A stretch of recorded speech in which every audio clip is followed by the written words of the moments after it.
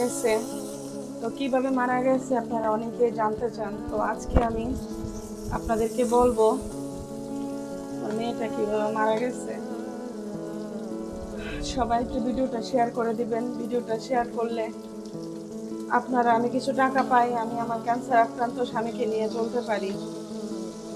আমার জীবনটা অনেক কষ্টের, অনেক কষ্টের আমার জীবনটা। আমি ছোটবেলা থেকেই কষ্ট পাইতে পাইতে বড় হয়েছি। বিয়ের পর থেকেও আমি কষ্টই করতেছি।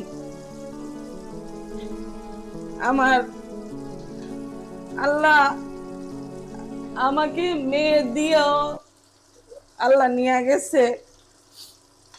অনেক চেষ্টা করছি মেয়েটাকে বাঁচানোর জন্য, কিন্তু আমি মেয়েটাকে বাঁচাইতে পারি নাই। আল্লাহ হায়াত হায়াত রাখে নাই, সেই জন্য আল্লাহ নিয়ে গেছে। তাতে আমার কোনো কষ্ট নাই। আল্লাহ দিছে ফুল, আল্লাহ নিয়ে গেছে। তো শুরু থেকে বলি কি হয়েছিল।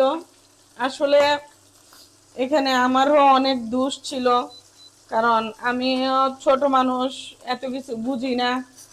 অল্প বয়সে বিয়ে হয়েছে। তো আমার ছেলেটা হওয়ার পরে মেয়েটা হয়েছিল। তারপর আমি, মেয়েটা যখন পেটে ছিল তখন আমি 1 বছর শ্বশুর বাড়িতে ছিলাম। তো আমি কিছু বুঝি নাই। ওই যে আমার শ্বশুর বাড়িতে পুকুর ছিল, পুকুরে মাছ ধরছে ওর আব্বু, আমি সাথে গেছি। বাবু তখন পেটে ছিল। ওই যে মাছ ধরছে, মাছ পাতিলে রাখছে, আমার কাছেও ভালো লাগছে। আমি দেখছি পাতিল নিয়ে পুকুর পাড়ে দাঁড়ায় আছি, মনে হয় ওইখান থেকেই কোনো সমস্যা হয়েছে। তো তারপর একটা মানুষের তো কত শখই থাকে একটা মেয়ের প্রতি। ছেলের পরে আল্লাহ মেয়ে দিছে, কত একটা আনন্দ না? কত একটা আনন্দ, ছেলের পরে আল্লাহ মেয়ে দিছে এত কষ্টের পরে। 7 মাসের সময় যখন আলট্রা করছি তখন তো মানে যখন বলছে যে মেয়ে হবে, তখন আমার আম্মা কত যে খুশি ছিল, আমিও যে কত খুশি ছিলাম যে আমার মেয়ে হইব। আমার অনেক শখ ছিল একটা মেয়ের, আল্লাহ আমাকে মেয়ে দিছিল।